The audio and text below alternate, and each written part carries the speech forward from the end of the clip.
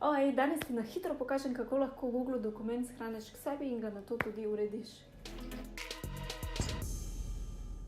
Torej, v tem videu ti pokažem, kako lahko Google dokument shraniš k sebi.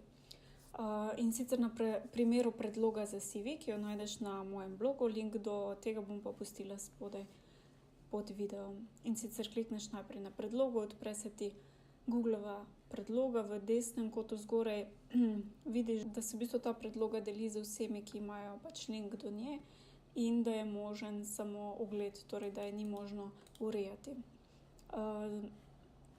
Zdaj, najprej je potrebno shraniti k sebi, kar pomeni, da boš jo potem pri sebi, jo lahko po želji urediš in te spremembe potem vidiš samo ti. Zaradi tega je v bistvu potrebno jo shraniti k sebi. Shraniš v bistvu to predlogo k sebi, klikneš na datoteka in pa ustvari kopijo.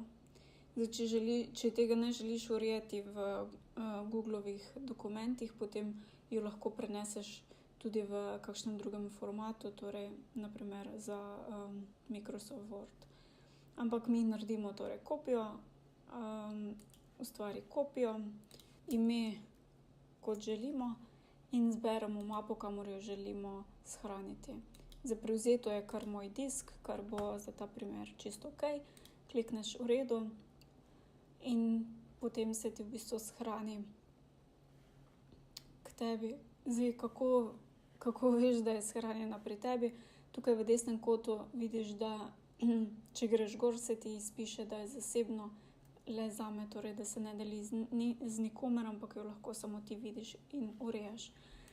Potem v bistvu najprej zbrišeš ta rdeč del in nato lahko začneš z urejanjem.